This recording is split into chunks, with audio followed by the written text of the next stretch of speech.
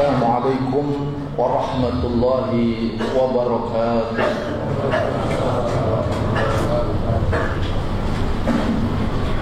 Innal hamdalillah nahmaduhu wa nasta'inuhu wa nastaghfiruh wa nastahdihi wa nuthni 'alaihi al-khaira kullah.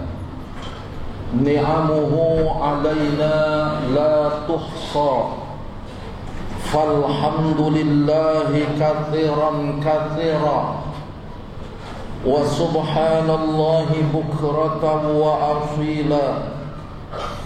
Tusabbihu lahu as-samawati sab'u wal ardu wa man fihinna, innahu kana haliman ghafura. Asyhadu an la ilaha illallah wahdahu la syarika lah, wa man yusyrik billahi faqad iftara ithman 'azima.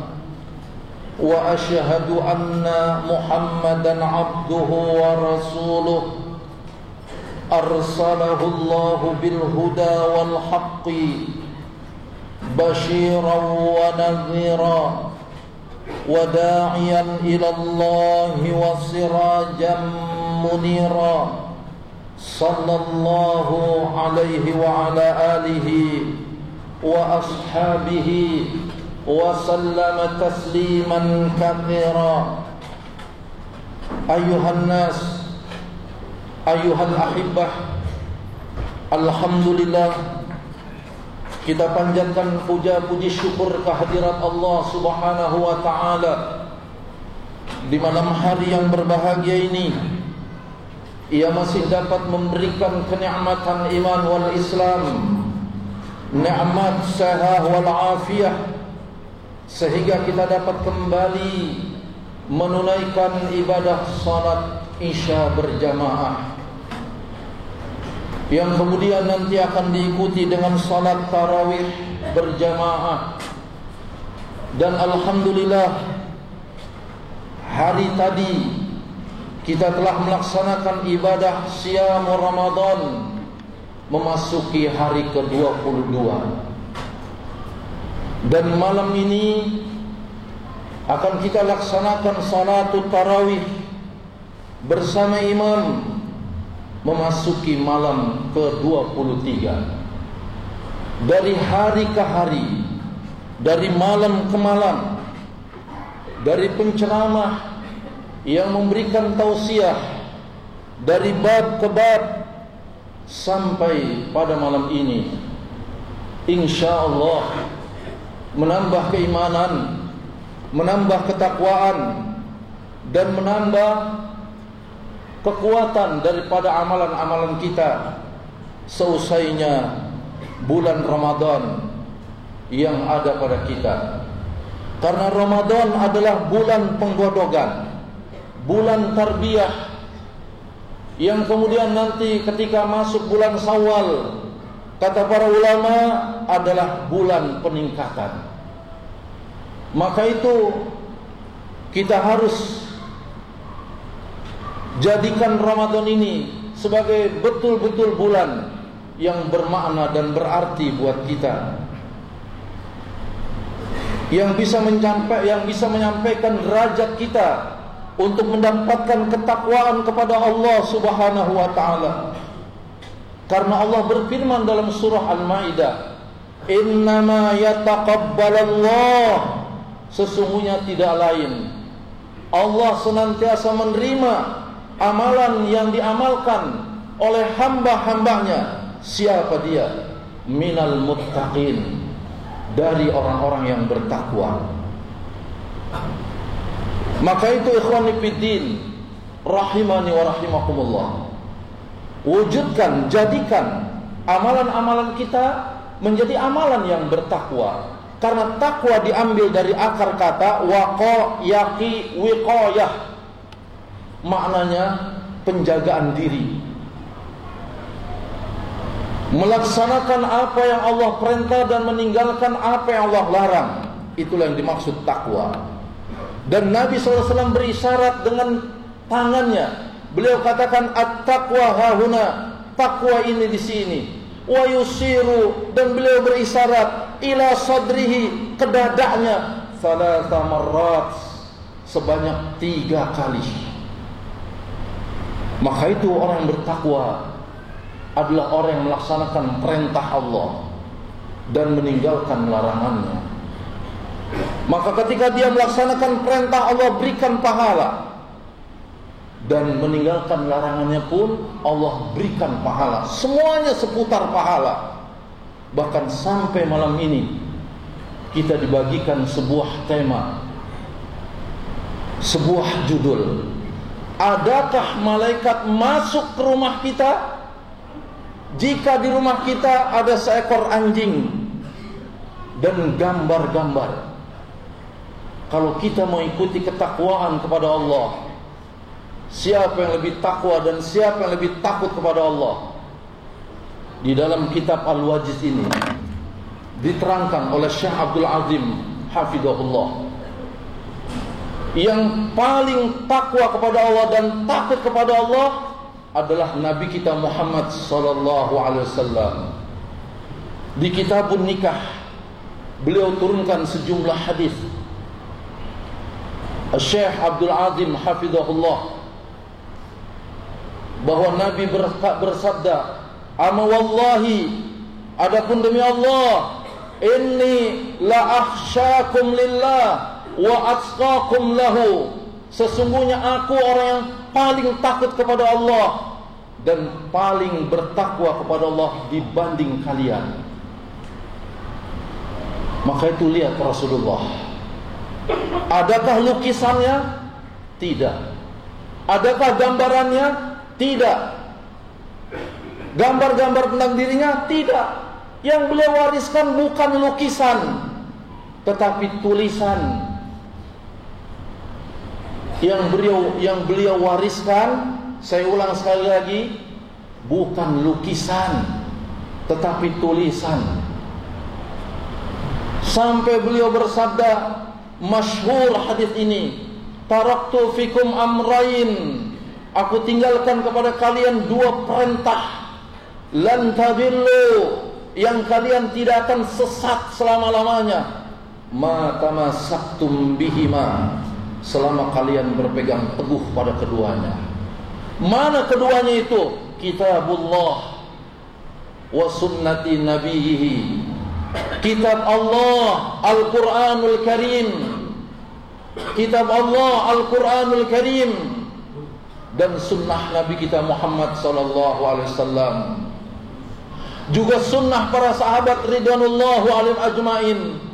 Karena dalam kitab Manhajul Firqatin Naziyah wa Taifatul Mansurah li Syekh Muhammad Jamil Zainu rahimahullah, dinukilkan sebuah hadis, siapa yang hidup setelah aku, dia akan melihat perselisihan yang banyak.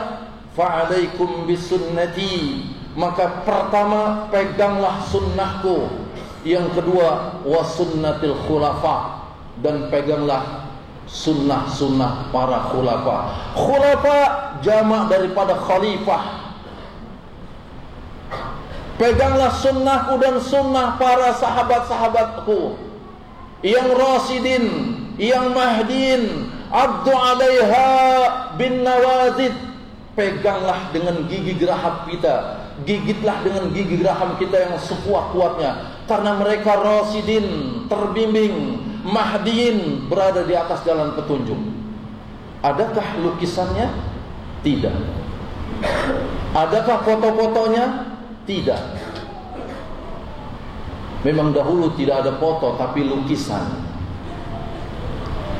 Para nabi dahulu sampai Nabi Muhammad, pada Rasul dahulu sampai Rasulullah sallallahu alaihi wasallam, Muhammad sallallahu alaihi wasallam, hingga para sahabat, tabi'in, atba'ut tabi'in, lalu madzhabul arba, kemudian para perawi hadis, apakah Imam Bukhari, Muslim, Tirmidzi, Abu Dawud, dan juga para ahli-ahli hadis yang dahulu sampai hari ini.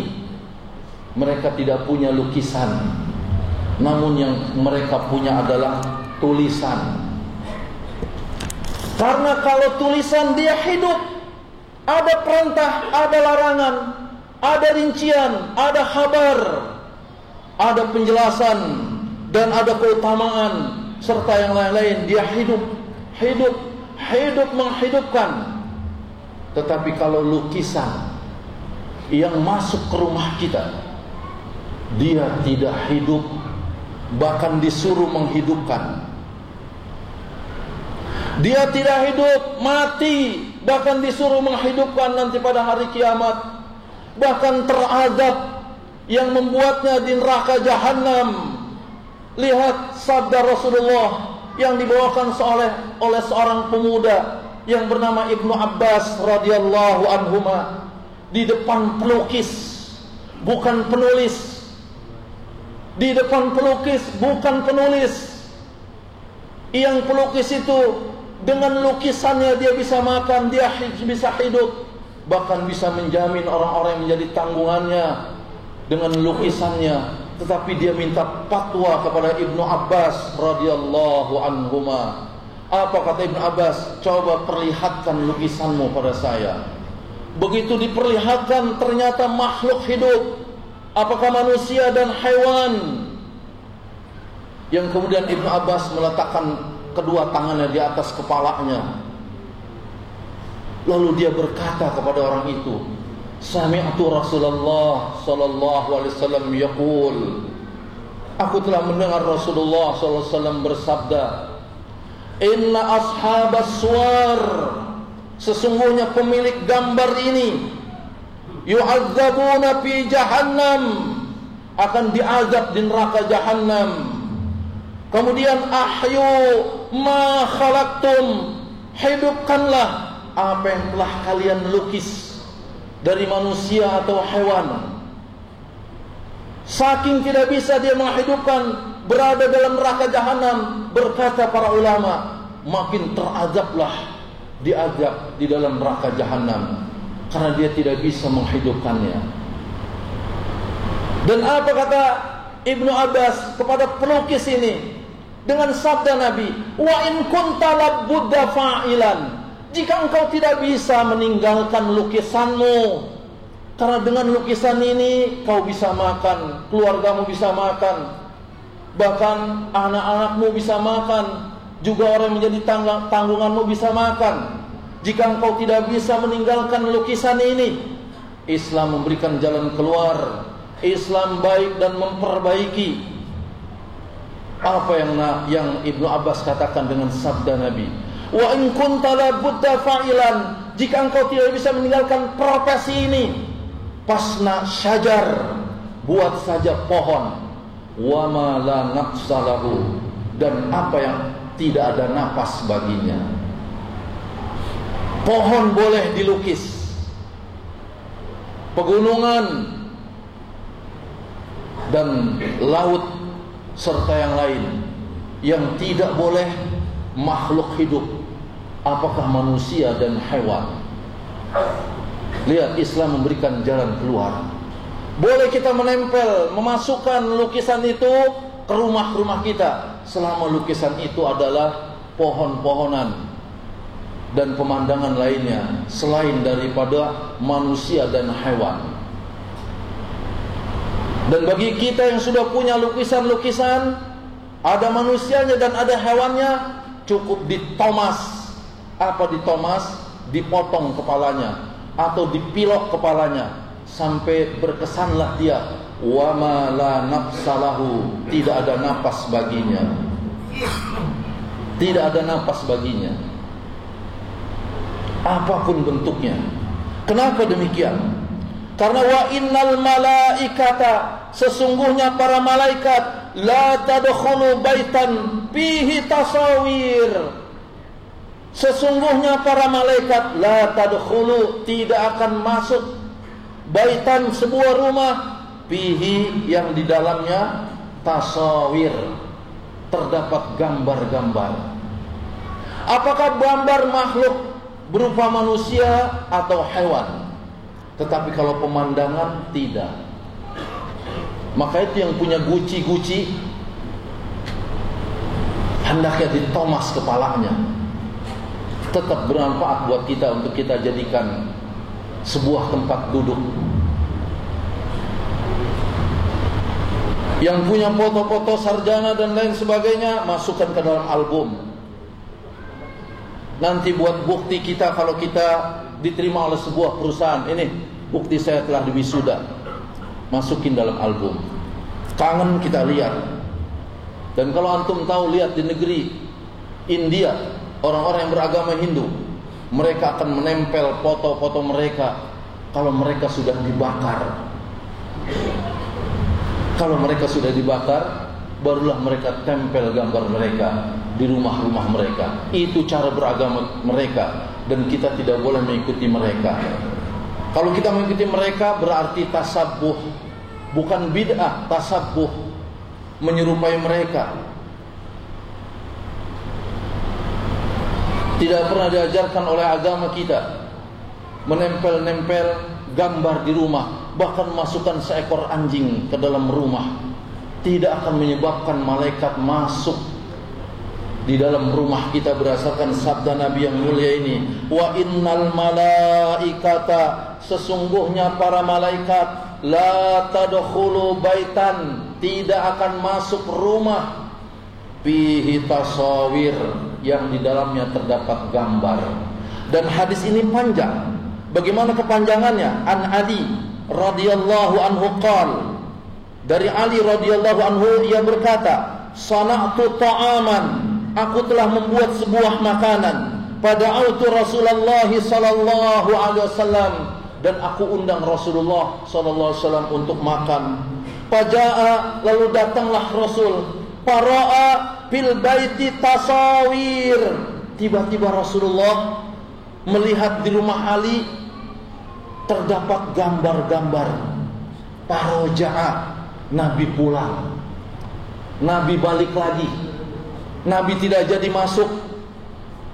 Fakultu, tiba-tiba Ali radhiyallahu anhu berkata, ya Rasulullah, wahai Rasulullah, ma arja'aka bi abi anta wa ummi, ma arja'aka bi abi anta wa ummi. Ya Rasulullah, kenapa engkau kembali lagi? Aku mengundang makan. Aku senang kalau makananku dimakan olehmu. Karena makanan yang dimakan oleh orang alim, makanan yang dimakan oleh orang saleh, makanan yang dimakan oleh orang yang baik, sesungguhnya para malaikat itu akan memberikan, akan berselawat kepada kalian, karena kalian telah memberikan makan kepada orang-orang yang baik. Sebagaimana hadis, akala ta'amakumul abrar, akala ta'amukul abrar, orang-orang yang berbakti dengan tulus, dengan menancapkan makanannya. Wassalat alaikumul malaikah, dan para malaikat itu berselawat, memohonkan rahmat kepada orang-orang yang memberikan makan, di mana makanan itu dimakan oleh orang-orang yang baik. Wa aftaru indakumus shaimun, dan memberi buka kepada orang-orang yang berpuasa. Malaikat selalu menajatkan agar orang yang memberikannya itu diberikan rahmat. Maka Ali radhiyallahu anhu berkeinginan agar di rumahnya didoakan oleh para malaikat. Ia undanglah Rasulullah sallallahu alaihi wasallam. Tetapi ketika Rasulullah sallallahu alaihi wasallam datang, terlihatlah di rumah Ali yaitu gambar-gambar. Kemudian Rasulullah pergi meninggalkannya. Seraya Ali bin Abi Thalib radhiyallahu anhu berkata, ya Rasulullah, ma arja'aka bi abi anta wa ummi, kenapa engkau pergi meninggalkan apa yang aku telah sediakan? Qal, menjawab Rasulullah sallallahu alaihi wasallam, inna fil baiti sitran fihi tasawir, sesungguhnya di dalam rumahmu terdapat gambar-gambar. Kalau malaikat saja tidak masuk, aku pun tidak mau masuk. Baru Nabi sabdakan, wa innal malaikata, sesungguhnya para malaikat, la tadkhulu baitan fihi tasawir, tidak akan mau masuk di rumah yang terdapat gambar-gambar. Hadis ini diriwayatkan oleh Imam Ibnu Majah di jilid kedua, di nomor hadis 1114 dan di nomor hadis 3359. dibawakan di kitab Al-Wajiz. Maka perlu memiliki buku ini. Inilah Islam, mewariskan tulisan, bukan lukisan. Karena kalau tulisan hidup, tetapi kalau lukisan disuruh menghidupkan, mati dan diazab di neraka jahanam orang yang melukisnya, dan tidak menyebabkan malaikat rahmat masuk. Maka itu siapa yang beragama tidak punya tulisan, menyelisihi Nabi dan sahabat. Karena Nabi menyuruh, qayyidul ilma bil kitabah, ikatlah ilmu itu dengan tulisan. Maka sahabat menulis, ada yang di daun, ada yang di tulang, ada yang di kayu, ada yang di kain, bahkan ada yang di batu. Karena zaman itu belum ada kertas. Setiap mereka tulis dan mereka baca, kalau suara mereka sama dengan suara nabinya, dilanjutkan penulisannya. Kalau mereka menulis kemudian mereka baca, lalu tidak sama dengan suara nabinya, maka diulang penulisannya. Maka itu beragama yang benar, ikuti Nabi dan ikut sahabat Nabi kita Muhammad SAW, yaitu punya tulisan, bukan punya lukisan. Punya tulisan, bukan punya lukisan. Bukan punya gambar. Ada yang bertanya, bagaimana kalau gambar live di rumah kita dari televisi-televisi yang ada? Dijawab oleh para masyayikh, kalau gambar yang live yang berada di layar-layar kaca kita, itu tidak sama gambar yang terpampang. Karena itu tidak ubahnya seorang bercermin di kaca, lalu ada kita di kaca itu, itulah televisi. Boleh. Ini dijawab oleh para masyayikh. Tidak ubahnya seorang bercermin di kaca, kemudian ada kita di kaca itu, itulah televisi. Boleh. Bukan seperti gambar-gambar yang kita pampang. Tidak dicontoh oleh Nabi dan sahabat ridwanullah alaihim ajmain. Maka itu marilah kita cerminkan ketakwaan kita kepada Allah Subhanahu wa ta'ala. Jangan kita memajang gambar-gambar, karena tidak akan masuk malaikat ke rumah-rumah kita. Saya rasa disinilah apa yang bisa saya sampaikan. Dan ini maklum, namanya juga kultum, kuliah terserah antum, atau kultum, kuliah tumben. Jadi sekian dari saya. Mudah-mudahan kita turunkan gambar-gambar kita, dimasukkan di album kita, boleh ya. Dan boleh kita berfoto kalau hanya untuk identitas diri, sebagai pengenal KTP, SIM, paspor, dan ijazah, sebagai identitas diri, tidak apa-apa. Bukan untuk dipajang, tetapi untuk dikenalkan sesuai dengan keadaan kita. Ini pendapat Syekh Abdul Aziz bin Abdullah bin Baz rahimahullah.